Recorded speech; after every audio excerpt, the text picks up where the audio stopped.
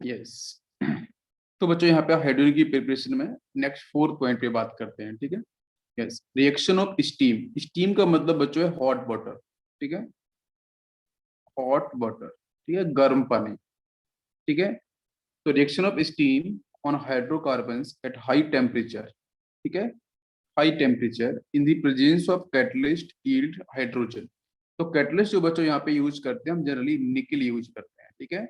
ये रिएक्शंस आपकी organic chemistry की डिस्कस की जाते हैं, बट कोई इंपॉर्टेंट रिएक्शन नहीं है ये। और आई होप मैंने आपको कार्बन फैमिली के अंदर, अगर आपको याद होगा पी ब्लॉक के अंदर, तो कार्बन फैमिली के अंदर बच्चों हम लोगों ने इसको डिस्कस किया था, ठीक है। तो इस हाइड्रोकार्बन्स को अगर बच्चों हम लोग स्टीम के साथ अगर, हाँ, है ना, ये सब रिपीट हो रहा है। अगर मीथेन जैसे मैंने यहाँ पे लिया है, इसको बच्चों मैंने हीटअप किया है, टेम्परेचर आपका है 1270 केल्विन निकल की प्रेजेंस में। तो यहाँ से बच्चों CO+H2, ठीक है, यहाँ से रिलीज होगा। तो आपको आई थिंक याद होगा वाटर गैस के बारे में, सिन गैस के बारे में, मैंने वहां पे बिल्कुल हिंट किया था कि वाटर गैस क्या है, ठीक है। उसके बाद मैंने सिन गैस को भी रिप्रेजेंट किया था, रेशियोज के साथ भी बताया था, है ना। तो वही चीज यहाँ पे है। The mixture of CO and H2 is called water gas. मुझे रेशियो बताओ, रेशियो रेशियो कितना होगा, जल्दी से बताओ, वाटर गैस और सिन गैस में। Next point, it is used for synthesis of methanol and a number of hydrocarbons, therefore it is called synthesis gas or syngas। तो सिन गैस का जो बेसिक मतलब है, सिन जो आपकी स्टार्टिंग की 3 जो वर्ड लिए गए हैं, वो सिंथेसिस गैस है, ठीक है। सिंथेसिस गैस, सिंथेसिस गैस को ही हम लोग सिन गैस बोलते हैं, क्लियर। तो हम इसका यूज बेटा किसके लिए करते हैं, बिल्कुल हम, तो ये जो आपका हाइड्रोजन है इसी की बात कर रहे हैं। It is used to synthesis of methanol and number of hydrocarbons 1:1, yes 1:1, बिल्कुल। नेक्स्ट बात करते हैं, the production of dihydrogen can be increased by reacting carbon monoxide with steam in the presence of iron chromate as a catalyst. तो iron chromate यहाँ पे as a catalyst work करेगा। तो CO के साथ अगर मैं वाटर मॉलिक्यूल्स की स्प्रे करता हूँ, तो वहां से आपकी कार्बन डाइऑक्साइड और H2 गैस यहाँ से आपकी फॉर्म होगी। Next, this is called water gas shift reaction, ठीक है। तो वाटर गैस शिफ्ट रिएक्शन क्यों है, बिकॉज जब हम वाटर गैस की बात करते हैं तो CO+H2, ठीक है। तो CO+H2 वो एक्चुअली नहीं है, वहां पे हम वाटर मॉलिक्यूल का स्प्रे करते हैं। जब स्प्रे करते हैं तो कार्बन का यहाँ पे जो ऑक्सीडेशन नंबर है +2, ये ऑक्सीडाइज हो जाता है, स्टेबल हो जाता है +4 की स्टेट में जाकर। और वाटर मॉलिक्यूल के पास क्या प्रेजेंट है, H+ है, तो H+N बच्चों कन्वर्ट होता है H2 के अंदर, ठीक है। आप देख सकते हो H++1 ऑक्सीडेशन नंबर होगा वाटर में, और जब H2 में कन्वर्ट होगा तो यहाँ पे 0। तो बेटा CO कार्बन मोनोऑक्साइड गैस का ऑक्सीडेशन हुआ है, और H2 में जो हाइड्रोजन उसका रिडक्शन हुआ है, ठीक है। Yes. Next, this is called water gas shift reaction. Carbon dioxide is removed by scrubbing with sodium arsenide solution, ठीक है। तो ये आपको ध्यान रखना पड़ेगा कि वाटर गैस शिफ्ट रिएक्शन के अंदर जो हम कैटलिस्ट यूज करते हैं वो कौन सा है। तो वो कैटलिस्ट आपका यहाँ पे यूज करते हैं सोडियम आर्सेनाइड सॉल्यूशन, ठीक है। ये आपके लिए इंपॉर्टेंट है, जहाँ पे हम आयरन क्रोमेट का भी यूज कर सकते हैं, ठीक है, सोडियम आर्सेनाइड सॉल्यूशन का भी हम लोग यूज कर सकते हैं, ठीक है। यस। नेक्स्ट बात करते हैं फिजिकल प्रॉपर्टीज ऑफ H2। तो डाई हाइड्रोजन, अच्छा एक मैं क्वेश्चन पूछता हूँ आपसे, सन, सन के जो बेटा अपर लेयर है स्ट्रेटोस्फियर, ठीक है, स्ट्रेटोस्फियर बोलते हैं उसको। जैसे हमारे यहाँ पे स्ट्रेटोस्फियर, ट्रोपोस्फियर, आयोनोस्फियर है ना, ये डिफरेंट लेयर्स होती हैं। तो सन का जो स्ट्रेटोस्फियर है, उसके पास हाइड्रोजन H2 की फेज में प्रेजेंट है कि आपके मोनोटॉमिक फेज में प्रेजेंट है, इसको बोलते हैं हम लोग atomic hydrogen. This is called atomic hydrogen. और H2 जो है इसको हम लोग बोलते हैं मॉलिक्यूलर हाइड्रोजन, ठीक है। तो आपको बताना है कि जो सन का स्ट्रेटोस्फीयर पार्ट है उसमें आपकी कौन सा पार्ट प्रेजेंट है, H2 की फेज में हाइड्रोजन है कि आपकी मोनोटॉमिक फेज में प्रेजेंट है, किस फेज में प्रेजेंट है। यस, कोई बताएगा मुझे। Yes students, yes monoatomic phase में, बिल्कुल सही आंसर है, ठीक है, बिल्कुल करेक्ट आंसर है, नो डाउट। ये आपकी मोनो एटॉमिक फेज में ही प्रेजेंट है। तो होता क्या बेटा, सन के पास मैंने कल बताया भी था फ्यूजन प्रोसेस। तो फ्यूजन का मतलब बेटा एडिशन। यहाँ पे क्या होगा, हाइड्रोजन N+ या हाइड्रोजन, इन दोनों का कॉम्बिनेशन होता है, फ्यूजिंग होता है। और बेटा ये यहाँ पे आपका जो H2 कन्वर्ट होता है हम बोलते हैं कि यहाँ पे आपके हीलियम, आपका जो हाइड्रोजन है, जो हाइड्रोजनों के बेटा न्यूक्लियस कंबाइन करते हैं और हीलियम न्यूक्लाई को डिफाइन करते हैं। तो इस प्रोसेस के अंदर, इस फ्यूजन प्रोसेस के अंदर जो एनर्जी रिलीज होती है वो high amount of energy release होती है, जिसको बोलते हैं बेटा एक्सोथर्मिक प्रोसेस। बहुत जबरदस्त हाई टेम्परेचर आपका यहाँ से रिलीज होता है इस फ्यूजन प्रोसेस के अंदर। तो अच्छा, एक क्वेश्चन और है कि सन की स्ट्रेटोस्फीयर पे अगर मोनोटॉमिक हाइड्रोजन प्रेजेंट है तो अर्थ के एटमॉस्फेयर में क्यों प्रेजेंट नहीं है? तो मुझे बताओ, जो अर्थ है, इस अर्थ के स्ट्रेटोस्फीयर पे नेसेंट हाइड्रोजन प्रेजेंट नहीं है। यहाँ तो आपका प्रेजेंट है H2, मॉलिक्यूलर फेज में प्रेजेंट है। H डॉट की फेज में प्रेजेंट क्यों नहीं है?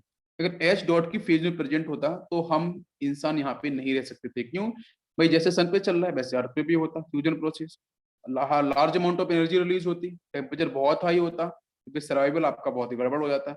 तो अब एक क्वेश्चन है कि यहाँ पे H2 की फेज में क्यों प्रेजेंट होता है? कोई बताएगा मुझे? यस,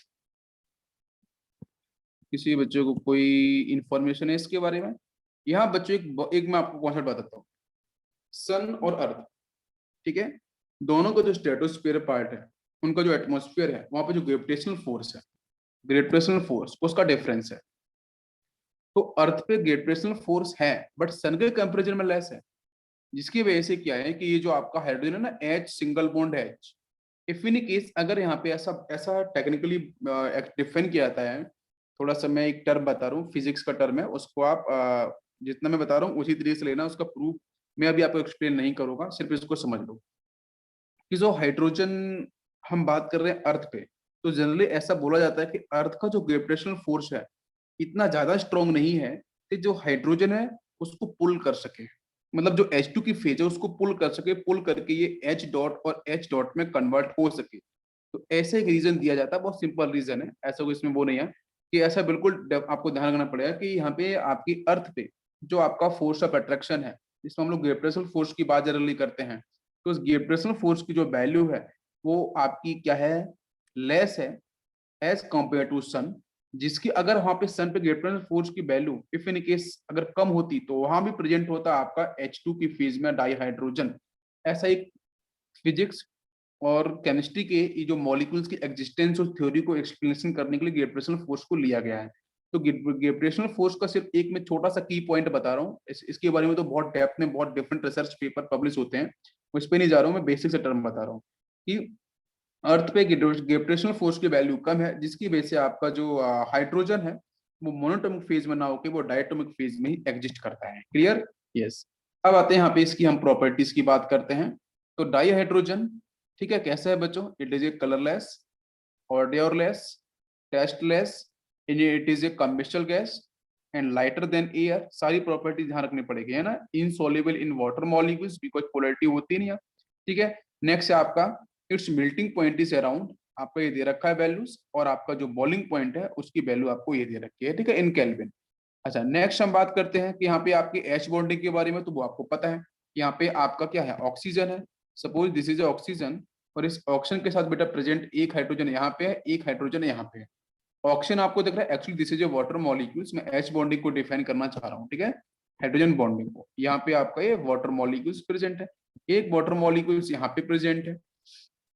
तो बच्चों जैसे रिवर है, पॉन्ड्स है, हर जगह आपको जो वाटर है वो एक लेयर की फेस में डिफाइन होता है, बिकॉज उस पर बहुत ही स्मॉल स्मॉल टैनी पार्टिकल्स जो भी होंगे, जो पेपर होता है आपके जो पत्तियां लीव्स होती हैं वो इजिली फ्लोट करती हैं, ठीक है, जिनका वेट बहुत कम होता है।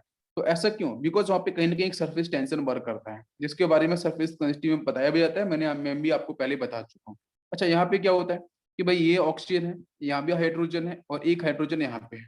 तो ऑक्सीजन इलेक्ट्रोनेगेटिविटी ज्यादा है तो डेफिनेटली इस पे चार्ज क्या होगा, नेगेटिव चार्ज, और बाकी तो हाइड्रोजन उनके पास जाओगा positive charge, and so on. एक मॉलिक्यूल यहाँ पे है, सेकेंड मॉलिक्यूल आपका ये है, तो दोनों मॉलिक्यूल्स के बीच में जो आपका एक बॉन्ड डेवलप हो रहा है, वो बॉन्ड है बेटा यहाँ पे हाइड्रोजन और यहाँ पे ऑक्सीजन, दोनों के बीच में क्या होगा, प्लस माइनस चार्ज का डिस्ट्रीब्यूशन होगा।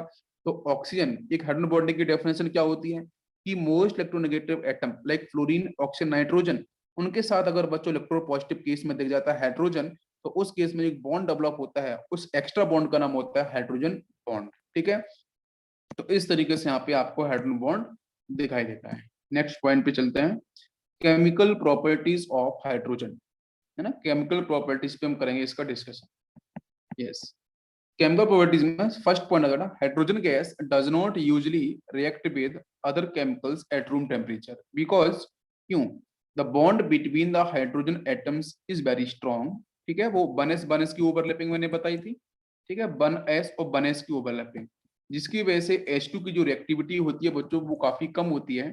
और जो आपका नेसेंट हाइड्रोजन होता है, जो एटॉमिक हाइड्रोजन है, इसकी एक्टिविटी आपकी ज्यादा होती है बिकॉज ये पेयर्ड होना चाहेगा स्टेबल होने के लिए, वन इलेक्ट्रॉन प्रेजेंट है, 1s का कॉन्फ़िगरेशन होता है। तो 1s कंबाइन हो गया दो हाइड्रोजन का, तो H2 में इजीली बच्चा ये फॉर्म हो जाता है। H2 का मतलब हीलियम, और ये स्टेबल हो गया। अच्छा, तो यहाँ पे स्ट्रॉन्ग बॉन्ड होगा जिसकी वजह से आपका जो हाइड्रोजन है यूजुअली आपके जो बाकी जो एलिमेंट है, जो केमिकल्स हैं, उनके साथ रिएक्शन परफॉर्म नहीं करता है। Can be only be broken with large amount of energy. अगर आप यहाँ पे large amount of energy supply करते हो, वैसे भी एच एच बीच में क्या है, सिंगल बॉन्ड है, तो इस सिंगल बॉन्ड को ब्रेक कर रहे हैं तो आपको यहाँ पे एनर्जी सप्लाई करनी पड़ेगी, process will be endothermic. Clear? Yes. Next, since its orbital is incomplete with 1s1 electronic configuration, it does not combine with almost all the elements. It accomplishes reactions by losses of one electron to give H plus ion।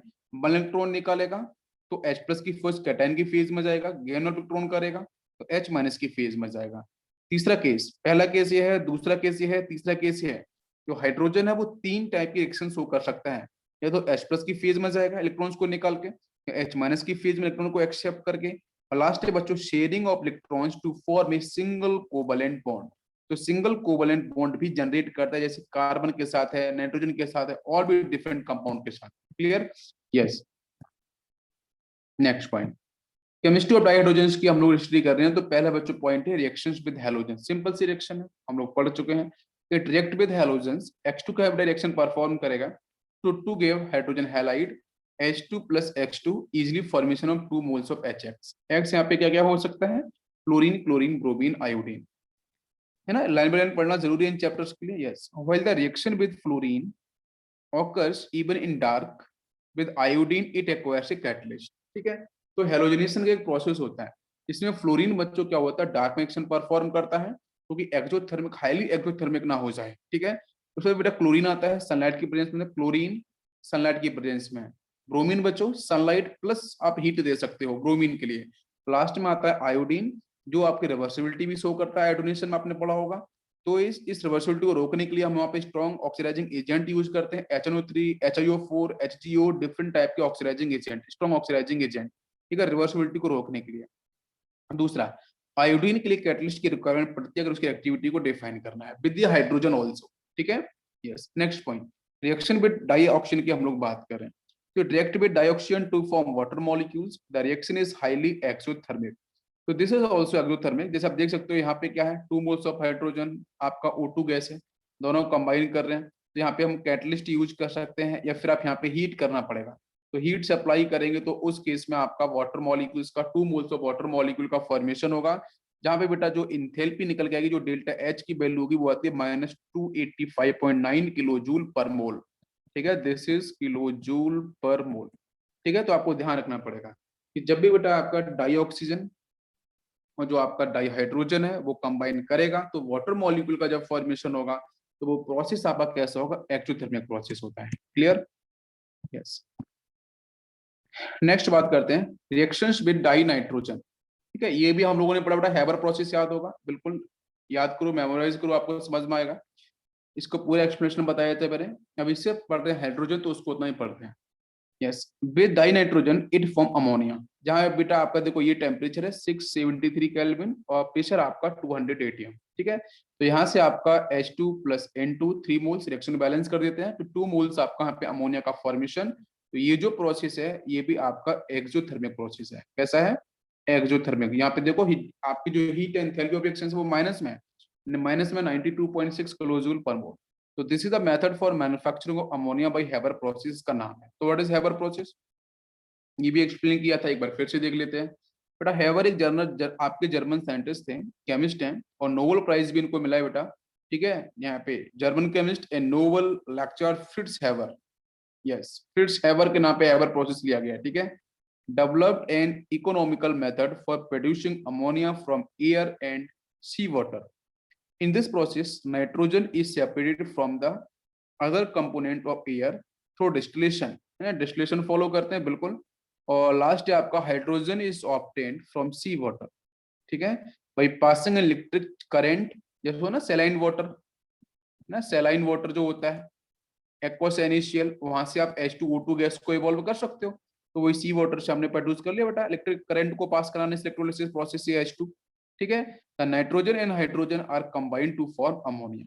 तो ये बेटा आपके दो scientist हैं, इन लोगों ने क्या किया था, इस प्रोसेस के थ्रू अमोनिया गैस का फॉर्मेशन किया था। यहाँ पे आपके 3 मोल हाइड्रोजन और 1 मोल N2 का कॉम्बिनेशन हुआ था। Temperature pressure both are important. Next बात करते हैं reactions with metals. Hydrogen also form ionic bond with some metals, ठीक है, बिकॉज बच्चों मेटल्स हैं तो मेटल्स की अपनी प्रॉपर्टी क्या है, electropositive in nature, electropositive nature है तो इलेक्ट्रॉन्स को रिलीज करेंगे, लेकिन जो हाइड्रोजन उसके पास दोनों कैरेक्टर है, इलेक्ट्रॉन्स को रिलीज भी करता है और गेन भी करता है।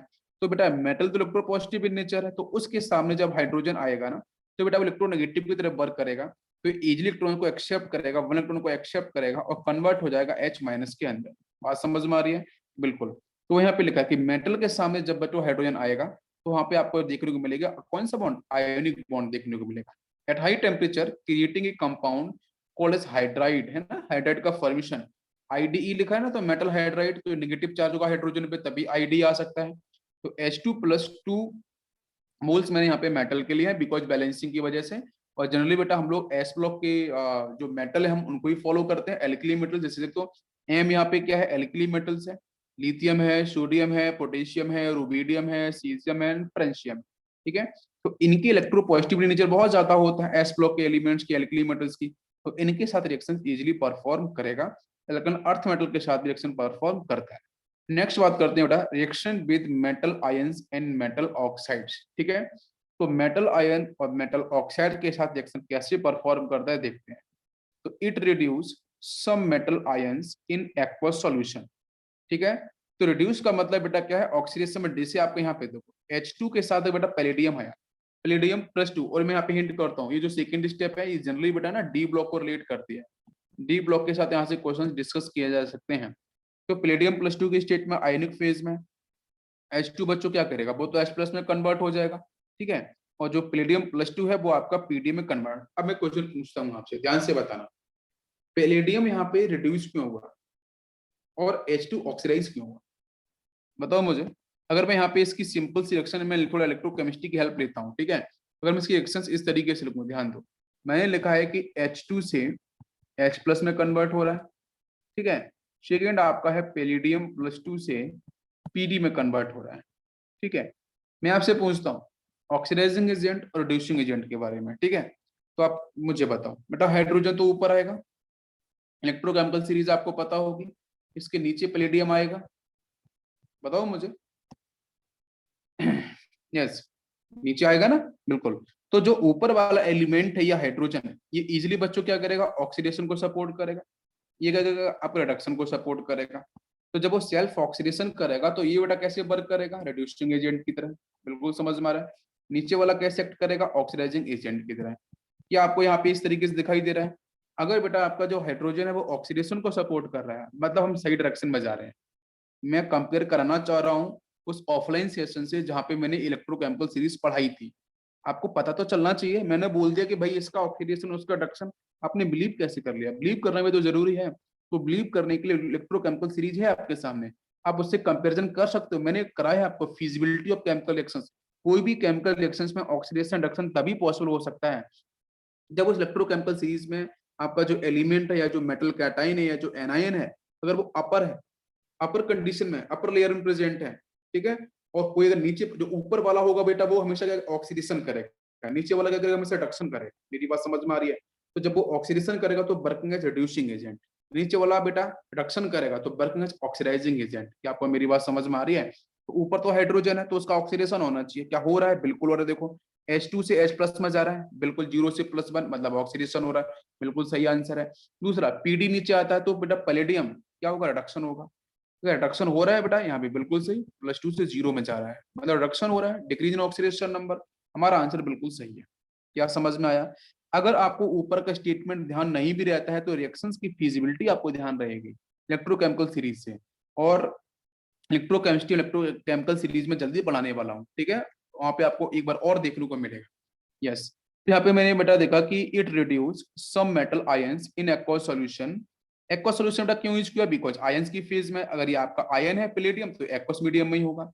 एंड लिखा है oxides of metal less reactive than iron into corresponding salt, corresponding metal. Yes, तो कैसे?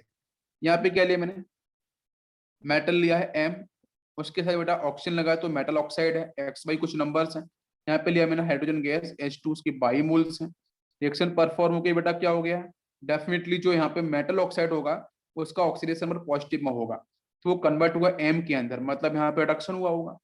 जो हाइड्रोजन यहाँ पे जीरो की स्टेट में है, भाई हाइड्रोजन जीरो की स्टेट में है, यहाँ पे वाटर मॉलिक्यूल में क्या +1 की स्टेट में, इसका ऑक्सीडेशन हुआ है। मेरी बात समझ में आ रही है? अब खुद से यहाँ पे दिमाग लगा के भी बोल सकते हो कि यहाँ पे मेटल कौन कौन से हो सकते हैं। तो बेटा जो ध्यान दो, हाइड्रोजन तो डेफिनेटली, अगर मैं सिंपल से बोलूं कि बेटा हाइड्रोजन से अगर ऊपर वाले मेटल होंगे या फिर नीचे वाले मेटल होंगे, अगर हाइड्रोजन से ऊपर वाले मेटल हुए तो मैंने कहा था रिएक्शन मेटल के साथ एस्टल की रिएक्शंस, डाइल्यूट एस्टल की रिएक्शंस, अगर आपको याद होगा, ठीक है। तो कहाँ पे H2 गैस इवॉल्व हो रही थी, तो जरा ऊपर वाले सेक्शन देखो, ये वाला सेक्शन, ये बेटा क्या ऑक्सीडेशन को सपोर्ट करेगा? मेरी बात समझ में आ रही है? तो मतलब वर्किंग एज रिड्यूसिंग एजेंट, ठीक है। तो मतलब ये क्या करेगा, ये अगर वो ऑक्सीडेशन करेगा तो नीचे वाले एलिमेंट को क्या रिड्यूस कराएगा। तो मैंने बोला था डाइल्यूट HCl, डाइल्यूट HCl में H+ की फेज में होता है हाइड्रोजन, तो H2 गैस में तभी कन्वर्ट हो सकता है। अच्छा, नीचे वाले एलिमेंट क्या करते हैं? वो करते हैं आपके यहाँ पे रिडक्शन। भाई सिंपल सा प्रोसेस क्या है, रिडक्शन को सपोर्ट करेंगे, सेल्फ रिडक्शन। अगर सेल्फ रिडक्शन है तो वर्किंग एज ऑक्सीडाइजिंग एजेंट। ये भी बात समझ में आ रही है? फ्लोरीन वगैरह आता है, पूरी बात क्लियर हो रही है? तो आप यहाँ से खुद बता सकते हो अगर ये रिएक्शन फीजिबल हो रही है, तो इस रिएक्शन की फीजिबिलिटी में आपको ये ध्यान रखना पड़ेगा कि यहाँ पे जो हाइड्रोजन जीरो की स्टेट में वो +1 में कब गया। बताओ मुझे, +1 में कब जाएगा? ये हाइड्रोजन ऑक्सीडाइज कब होगा? ऊपर वाले एलिमेंट के साथ कि नीचे वाले एलिमेंट के साथ? जल्दी बताओ मुझे, हाइड्रोजन से ऊपर वाला एलिमेंट हो कि नीचे वाला एलिमेंट हो, हाइड्रोजन कब ऑक्सीडाइज होगा? अगर हाइड्रोजन ऑक्सीडाइज हुआ है तो मतलब it will work as reducing agent. मेरी बात समझ, अगर इसका ऑक्सीडेशन हो तो नीचे वाले, तो डेफिनेटली नीचे वाला जो होगा उसका रिडक्शन होगा।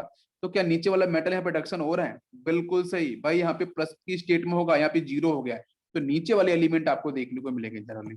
सीधा सा, कुछ रटने की जरूरत नहीं है, इलेक्ट्रोकेमिकल सीरीज को फॉलो करो, आंसर बन जाए। नेक्स्ट बात करते हैं, रिएक्शंस विद ऑर्गेनिक कंपाउंड्स। तो hydrogenation of vegetable oils using nickel as a catalyst gives edible fats, ठीक है। मार्गरेन एंड वनस्पति घी, ये तो कंपनी ब्रांडेड है, कंपनी का नाम है, अलग अलग नाम होते हैं इस तरीके से, ठीक है। तो वो आपको यहाँ से मिल जाएगा। तो हम हाइड्रोजनेशन का मतलब होता है एडिशन ऑफ हाइड्रोजन। एडिशन ये तो 10th या 9th क्लास में आई थिंक डिस्कस किया जाता है, ठीक है। मैं आपको थोड़ा सा यहाँ पे हिंट कर देता हूँ, कोई एक खास सेक्शन है नहीं इंपॉर्टेंट, बस इसके यूज है। तो अगर मैं डाई हाइड्रोजन का यूज करता हूँ, ठीक है, तो वहाँ पे जो वेजिटेबल जो ऑयल्स हैं वो जनरली बच्चों कैसे होते हैं? अनसैचुरेटेड। कैसे होते हैं? अनसैचुरेटेड। उनके पास बच्चों क्या प्रेजेंट है? डबल बॉन्ड प्रेजेंट है, ट्रिपल बॉन्ड प्रेजेंट है, बेसिकली पाइलेक्ट्रॉन्स प्रेजेंट है।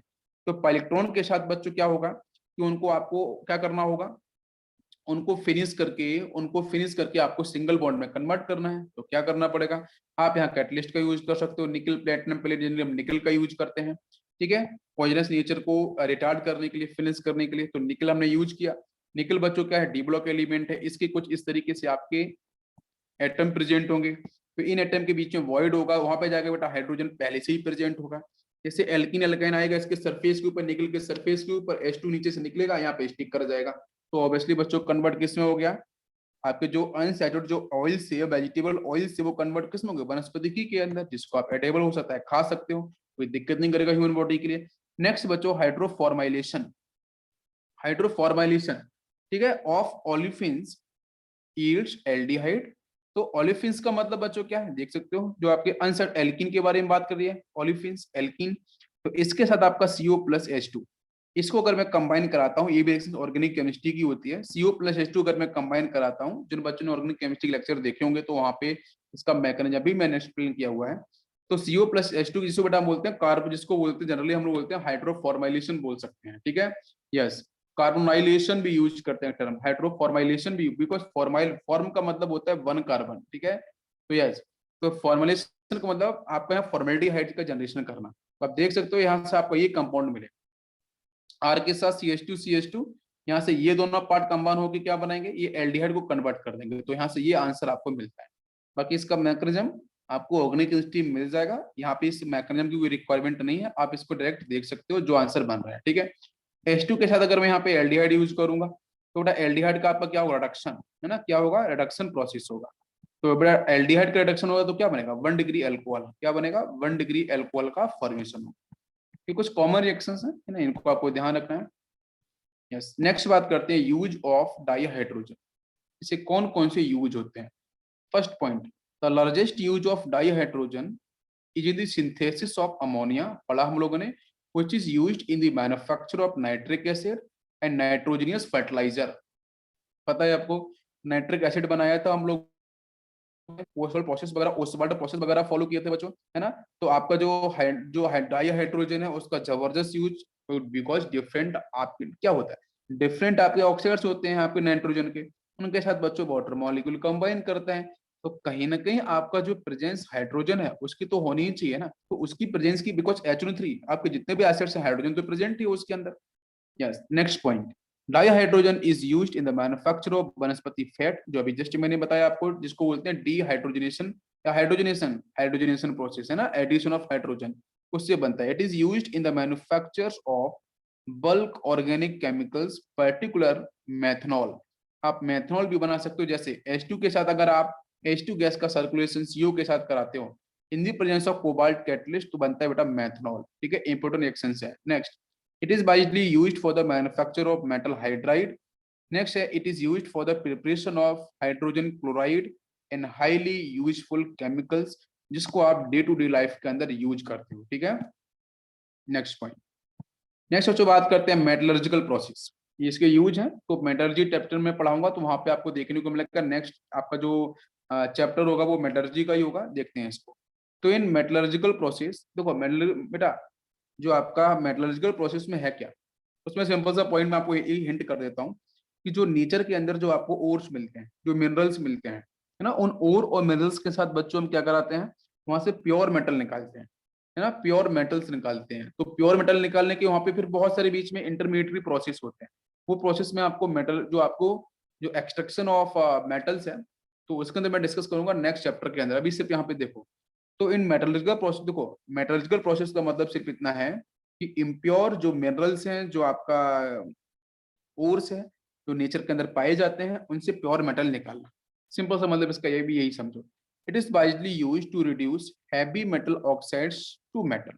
ठीक है, बिकॉज अगर आप यहाँ पे डाई हाइड्रोजन का यूज कर रहे हो, ठीक है, और इसके सामने आपका कोई ऑक्साइड है, मेटल का ऑक्साइड है, ध्यान दो, मेटल का ऑक्साइड है, डाई हाइड्रोजन बेटा क्या करेगा, यहाँ पे इजिली इस मेटल का जो ऑक्सीडेशन नंबर होगा कुछ पॉजिटिव में X होगा मान लो, ये कन्वर्ट होकर मेटल आपके M में कन्वर्ट हो जाएगा, ये सॉलिड में रिलीज हो जाएगा। ये हाइड्रोजन बेटा कंबाइन करेगा ऑक्सीजन के साथ, तो यहाँ पे क्या रिलीज कर, यहाँ पे बना लेगा आपका वाटर मॉलिक्यूल्स, तो मेटल आपको तो यहाँ से बाहर निकल गया। मेरी बात समझ में आ रही है। तो हुआ क्या यहाँ से हाइड्रोजन तो बेटा ऑक्सीडाइज हुआ है भाई, 0 से +1 में चला गया, और मेटल बच्चों क्या रिड्यूस, वो आपका +X से आपके 0 में चला गया। मेरी बात समझ में आ रही है, नाउ इट इज क्लियर। तो मेटलर्जिकल प्रोसेस के अंदर अगर आपको मेटल ऑक्साइड किसी भी हालत में, तो होता क्या है, पहले आपकी जो हम ओर की बात करते हैं, मिनरल्स की बात करते हैं, नेचर के अंदर बच्चों, तो बच्चों कार्बोनेट की फॉर्म में होगा, या फिर सल्फेट के फॉर्म में होगा, या फिर और डिफरेंट आपकी जो आपके एनाइनिक कंपोनेंट होते हैं उनके उनके साथ प्रेजेंट हो सकता है। उसको हीटअप करते हैं, डिफरेंट प्रोसेस फॉलो करते हैं, कैल्सिनेशन, रोस्टिंग वगैरह डिफरेंट, तो वहां से आपको मेटल ऑक्साइड मिल जाता है। और मेटल ऑक्साइड मिलने के साथ फिर मेटल को बाहर निकालना है। तो अभी ये जो मेटल है ना बेटा पूरी प्योर नहीं है, ये इम्प्योर मेटल है, इसके साथ में रिफाइनिंग करते हैं और भी डिफरेंट प्रोसेस फॉलो करते हैं। तो H2 के साथ बेटा में एमओ गैस, अगर एमओ यहाँ पे आपका मेटल ऑक्साइड को यूज करेंगे तो H2 गैस तो वाटर मॉलिक्यूल बना लेगा, बाहर निकल जाएगा स्टीम लेके, और एमओ जो होगा वहां से मेटल रिलीज हो जाएगी, वो आपकी यहाँ से क्या होगी, वो आपकी रिड्यूस हो जाएगी +X से 0 के अंदर। वही मैं बोलना चाह रहा हूँ। Next point, atomic hydrogen and oxy hydrogen torches find use for cutting and welding purpose. तो जो कटिंग और वेल्डिंग करते हैं उसके अंदर हम लोग ऑक्सी हाइड्रोजन टॉर्चेस वगैरह का यूज करते हैं। एटॉमिक हाइड्रोजन का हाईली एक्टिव है ना, एक्सोथर्मिक प्रोसेस को डिफाइन करता है।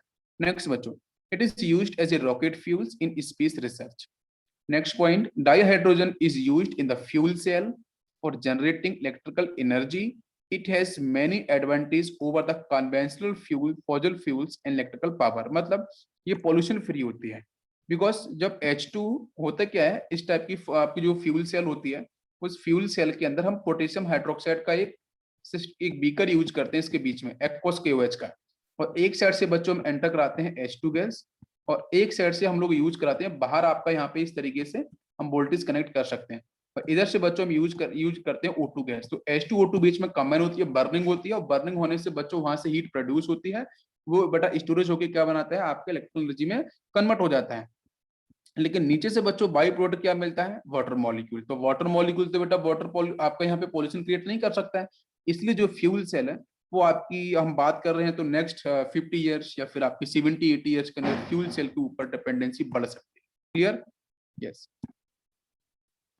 नेक्स्ट बात करते हैं हम लोग वेरियस यूज ऑफ हाइड्रोजन्स। आप देख रहे हो वनस्पति घी वगैरह आपको सामने दिख रहा है, देखो एग्जाम्पल कुछ इस तरीके से, ठीक है। यस।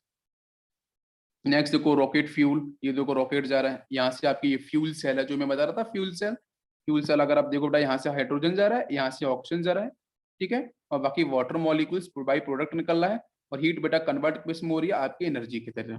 क्लियर? तो मैं कुछ डायग्राम दिखा रहा हूँ जिससे आपको एक बार आइडिया लग जाएगा, ठीक है। नेक्स्ट देखो ये अमोनिया रखा है, ठीक है, अमोनिया का फॉर्मेशन, इसमें अमोनिया है बच्चों, ठीक है। यस। इसके बाद बात करेंगे नेक्स्ट हम लोग हाइड्राइड की तरफ। तो नेक्स्ट कॉन्सेप्ट आता है बच्चों हाइड्राइड, ठीक है। तो व्हाट इज हाइड्राइड? हाइड्राइड का मतलब बेसिक है कि जी ये आपके पर्टिकुलर मेटल के साथ कनेक्ट किए जाएंगे। तो देखते हैं इसमें कौन कौन सी कैटेगरीज है इसकी। तो dihydrogen also form ionic bond with some metals, metal के साथ तो आयोनिक बॉन्ड भी फॉर्म करेगा at high temperature creating a compound called hydrides, ठीक है। If E is a symbol of element, E मैंने यहाँ पे सिंबल लिया है एलिमेंट का, then hydride can be expressed as EX, बहुत जगह तो लिखा होता है MHX, एम का मतलब आपका मेटल, यहाँ पे ई बोला गया है तो आप ई लेके भी देख सकते हो, बहुत सी बुक्स में इसे लिखा हुआ है, तो ऐसा कुछ आपको कंफ्यूज नहीं करना है, ठीक है। तो EHX आप लिख लो, है ना, उसका मतलब वही है, ई और एम आप कोई भी लेके सॉल्व कर लो। जहां से एग्जाम्पल MH2 लिखा है, मेटल हाइड्राइड, आपको पता है कि मैग्नीशियम जो है वो +2 की स्टेट में होता है, हाइड्रोजन बेटा -1 की स्टेट में, इसकी बैलेंसी कितनी है -1, इसकी बैलेंसी कितनी 2 है, क्रॉस मल्टीप्लाई करेंगे तो MH2 मिल जाएगा। क्लियर? इस तरीके से यहाँ पे लिखा है EMHN करके लिखा है। जैसे B2H6 के बारे में पता है सभी को, मैंने पढ़ाया था बोरोन के बारे में, डाई बोरोन कैसे फॉर्म होता है ना, बनाना बॉन्ड के बारे में बताया था। अच्छा next, the hydrides are classified into 3 categories. पहला है बच्चों आयोनिक हाइड्राइड, या फिर बोलते हैं उसको सैलाइन हाइड्राइड, या बोलते हैं बेटा हम लोग सॉल्ट लाइक हाइड्राइड, है ना, आयोनिक बॉन्ड होगा, सॉल्ट है ना, आयोनिक बॉन्ड। नेक्स्ट है आपका यहाँ से कोवलेंट और मॉलिक्यूलर हाइड्राइड। लास्ट है आपका मेटेलिक और नॉन स्टोइचोमेट्रिक हाइड्राइड, ठीक है। यस। अब देखते हैं यहाँ से, तो ये देखो मैंने यहाँ से एक पीरियड टेबल आपको डिस्प्ले करी है, तो इस पीरियड टेबल में आपको बहुत सारी बातें पता चलेंगी, ठीक है। यहाँ पे आपका है nearly all elements are able to form hydride compound. जैसे ऊपर लगा है बच्चों आपका कोवलेंट हाइड्राइड, तो जो ये कलर दिख रहा है ना आपको, है ना, कुछ इस तरीके से पर्पल कलर कुछ ऐसा है, तो ये जो कोवलेंट हाइड्राइड है मतलब लिखा है वो जो कलर है, तो वो कलर आप चेक करो, बोरोन का है, हाइड्रोजन का है, कार्बन का है, एल्यूमिनियम का है, गैलियम का है, कार्बन फैमिली पूरी है, नाइट्रोजन भी पूरी है, ऑक्सीजन भी पूरी है, और फ्लोरीन भी पूरी है। तो ये सारे के सारे बच्चों कोवलेंट हाइड्राइड के लिए पॉपुलर हैं।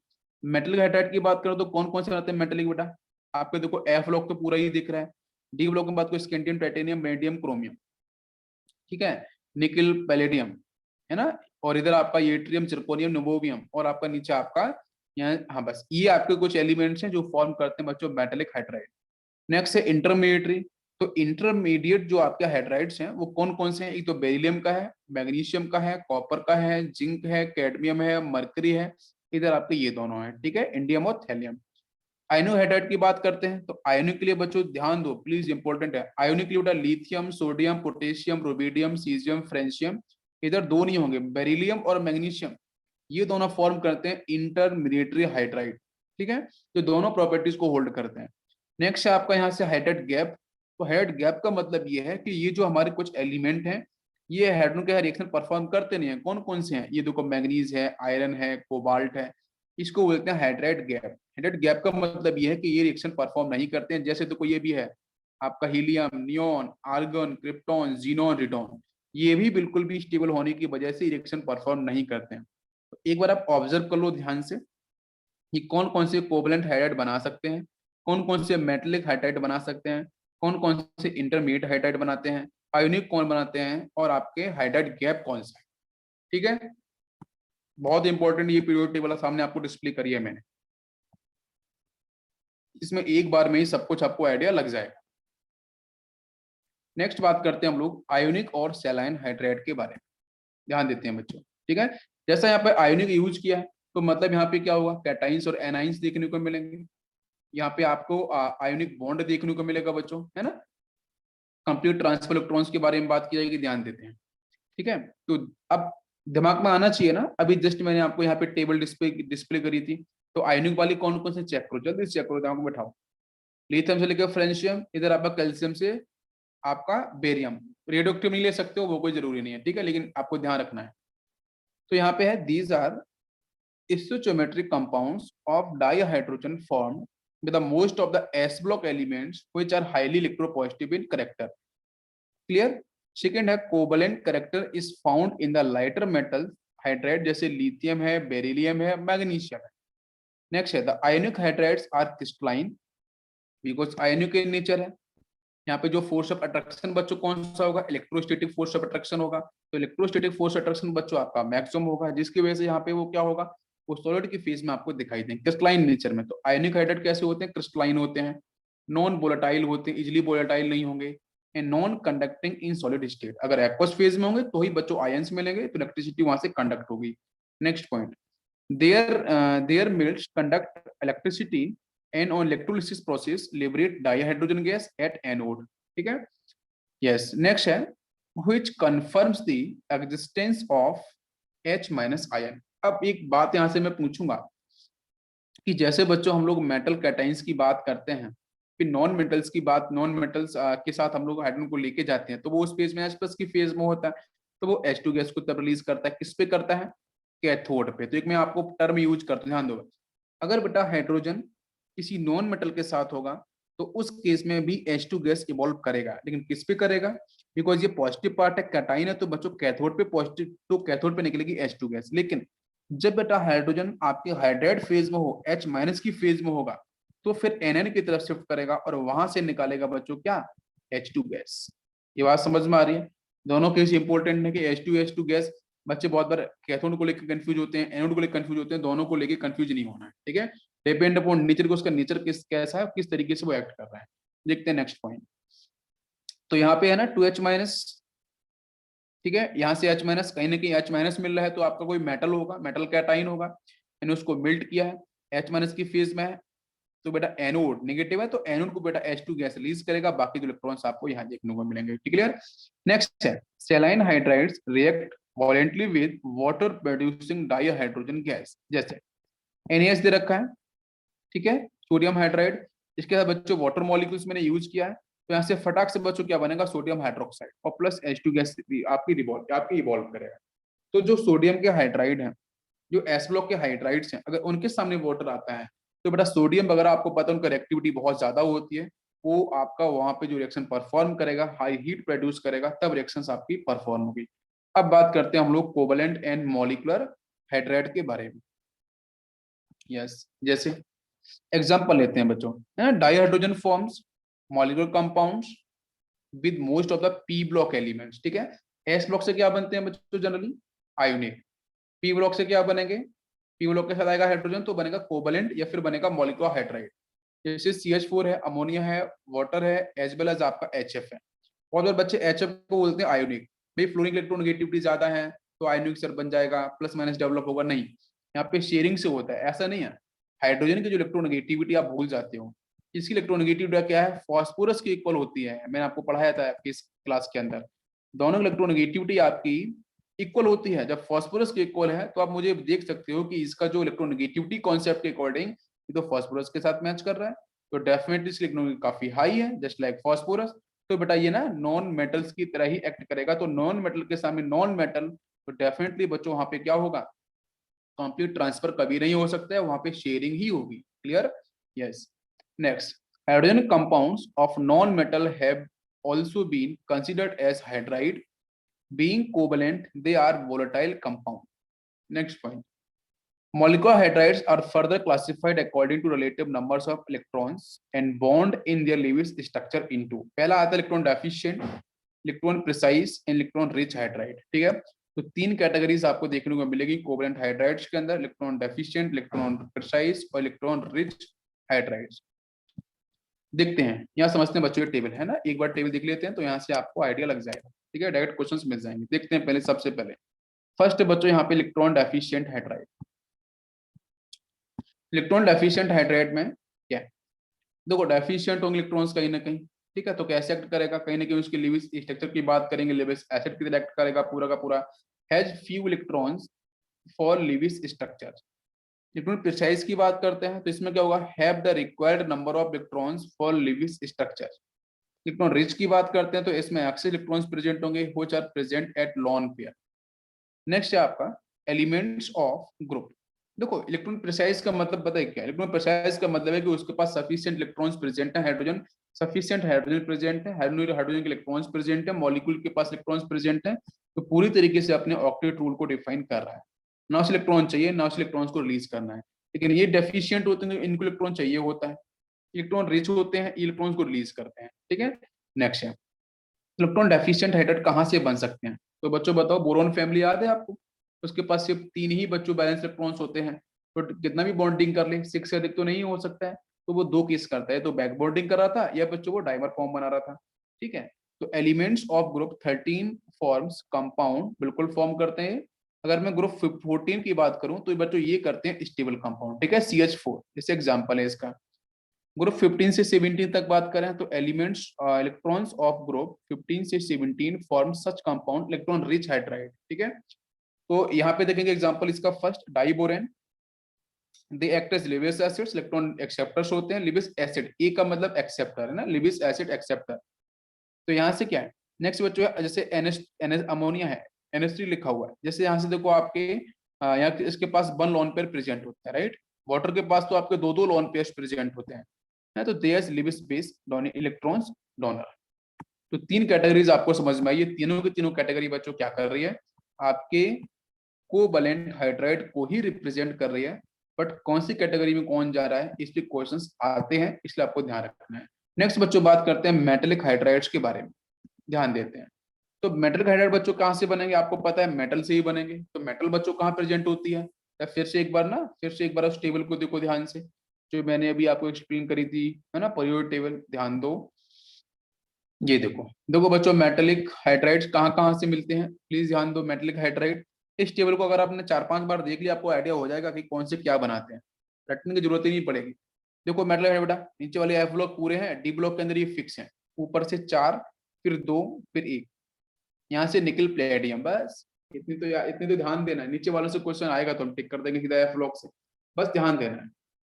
क्या ऊपर से क्या है बेटा, 3D सीरीज से स्केनियम, टाइटेनियम, बेरिलियम, क्रोमियम, फिर उसके बाद एक निकल प्लेटियम को साथ जोड़ देना, फिर उसके 4 के नीचे 2, 2 के नीचे 1, आ गया, आधा आधा करते चले जाओ, हो जाएगा इस तरीके से, क्लियर। बाकी निकल आपको पैलेडियम, ये सारे बनाते हैं मेटेलिक हाइड्राइड। तो पूरी पीरियोडिक टेबल के अंदर मेटेलिक हाइड्राइड कौन कौन से बनाते हैं, तो जल्दी से मुझे आंसर बता दो कौन कौन से। 3D सीरीज से बच्चों क्या, ऊपर वाले से मिलेगा कितना आपको एलिमेंट, स्टार्टिंग में 4, फिर नीचे वाले से 2, फिर लास्ट वाले में 1, उधर निकल और पैलेडियम, हो गया आंसर, सिंपल सा, क्लियर सभी को। देखते हैं, तो these are formed by many D and F block elements. अभी देखा हम लोगों ने, the metals of group 7, 8, 9 do not form hydride. 7, 8 और 9 जो ग्रुप वाले आपके मेटल्स हैं, वो हाइड्राइड का फॉर्मेशन नहीं करते हैं। Next, these hydrides conduct heat and electricity though not as efficiently as their parent metals. Next point, because bonding होने की वजह से इनके जो इलेक्ट्रिसिटी कनेक्ट करने का जो नेचर है, जो हीट का कनेक्ट करने का जो नेचर है, वो आपका डिक्रीज हो जाता है। Next point, because electrons paired हो जाते हैं। अनलाइक सेलाइन हाइड्राइड, सेलाइन का मतलब बेटा जो आपके सॉल्ट वाले हाइड्राइड थे, ठीक है, they are almost non stoichiometric being deficient in hydrogen. जैसे एग्जांपल बेटा LaH 2.87 है, फ्रैक्शन में है हाइड्रोजन। यहाँ पे देखो YV के साथ क्या प्रेजेंट है, हाइड्रोजन 2.55 में, ठीक है, क्लियर हो रहा है। इनको बोलते हैं नॉन स्टोइचियोमेट्रिक, जहाँ पे फ्रैक्शन में आपके प्रेजेंट होते हैं एटम्स। ये आपका सॉलिड स्टेट में डिस्कस करूंगा मैं टाइप्स ऑफ सॉलिड्स के अंदर। नेक्स्ट है law of constant composition does not hold good. Law of constant composition मैंने पढ़ाई थी मोल कॉन्सेप्ट के अंदर, ठीक है, तो वो यहाँ पे फॉलो नहीं होती है। वहाँ पे इसके एग्जांपल भी मैंने दिए थे नॉन स्टोइचियोमेट्रिक के, बिकॉज ये फ्रैक्शन में hydrogen. Next the properties of, because बेटा एटम कोई फ्रैक्शन में नहीं हो सकते, एटम्स आपके कोई होल नंबर में रिप्रेजेंट किए जाएंगे। The properties of absorption of hydrogen on transition metal is widely used in catalyst reduction hydrogenation reactions for the preparation of large number of compound, जो मैंने एक्सप्लेन करी थी पहले। some of the metal can accommodate a very large volume of hydrogen and can be used as its storage media, ठीक है। तो ये यहाँ पे हो गए आपके मेटेलिक हाइड्राइड। अब बात करते हैं इसके बाद नेक्स्ट आएगा वाटर मॉलिक्यूल्स, ठीक है। तो वाटर मॉलिक्यूल के साथ क्या क्या चीज है, क्या है, उसको हम लोग करेंगे यहाँ पे इसको स्टडी, देखते हैं। A major part of all living organisms is made up of water. Second point, human body has about 65%, and some plants have as much as 95% water. Third point, it is a crucial compound for the survival of all life forms. ठीक है, it is a solvent of great importance. तो water molecules के बारे में हम लोग study कर रहे हैं, इसकी कुछ प्रॉपर्टीज मैंने यहाँ पे एक्सप्लेन की। इसका आप देखो बेटा यहाँ पे डिफरेंट यूज ऑफ वाटर, जैसे यहाँ पे देखो ये देखो कुछ फीमेल्स हैं, कुछ लेडीज हैं, वो देख सकते हो आप यहाँ पे पानी डाल रही हैं। ये पौधे हैं, पेड़ पौधे हैं, उसके साथ पानी डाल रही है, उनके लिए जरूरी है। इंडस्ट्री के अंदर इसका बहुत ज्यादा यूज है बच्चों वाटर मॉलिक्यूल्स का, ठीक है। क्रॉप प्रोडक्शन है, या फिर आप कहीं भी जैसे फिश, यहाँ पे फिश दिख रही है, ठीक है, तो जितने भी एक्वेटिक लाइफ है उनके लिए इंपॉर्टेंट है, एक्वेटिक एनिमल्स है उनके लिए बहुत जरूरी है। घरों के अंदर बेटा आप देख सकते हो, ठीक है, जैसे यहाँ पे देखो ये टॉयलेट लिखा हुआ है, ठीक है, कुछ अदर पार्ट यहाँ पे हैं, या आपके टैंक्स वगैरह कुछ तो है जहाँ नहाते नहाते हो आप, ठीक है, जो भी चीजें कपड़े वपड़े धुलते हैं। नेक्स्ट बच्चों यहाँ से आपका देखो ये खाना वगैरह कुक करते हैं उसके लिए जरूरी है, ठीक है। ये नहाने के लिए देखो यहाँ पे लिखा हुआ है। क्लोथ वॉश तो वॉशिंग मशीन रखी हुई है। तो हर किसी चीज के लिए आपको देख रहा है कि भाई वाटर मॉलिक्यूल का जो इंपॉर्टेंस है वो बहुत ज्यादा। क्लियर, डायग्राम से आपको थोड़ा फील आता है। अब यहाँ देखो भाई खाना बन रहा है, खाना बनाने के लिए तो पानी चाहिए ना, खाना सूखा थोड़ी नहीं बन सकता है, कुकिंग समझ में आ रहा है, तो पानी वेरी इंपॉर्टेंट। ये देखो ये कौन बैठा हुआ, निरांत है, देखो ये, क्यों निरांत, सही कह रहा हूँ मैं, ठीक है, यस। तो ये देखो कोई बच्चा यहाँ पे बैठा है छोटा सा, देखो नहा रहा है, तो भाई ये बहुत, नहाने के लिए तो बहुत जरूरी है। नेक्स्ट आप देखो यहाँ पे पानी जल ही जीवन है, पीने के लिए आप यूज कर सकते हो, ठीक है। ड्रिंकिंग वाटर के अंदर पानी की प्रेजेंस बहुत जरूरी है, वो भी आपका क्लियर वाटर होना चाहिए। अब बात करते हैं physical properties of water molecules, ठीक है। तो फिजिकल प्रॉपर्टीज में हम लोग बात करेंगे नेक्स्ट लेक्चर के अंदर।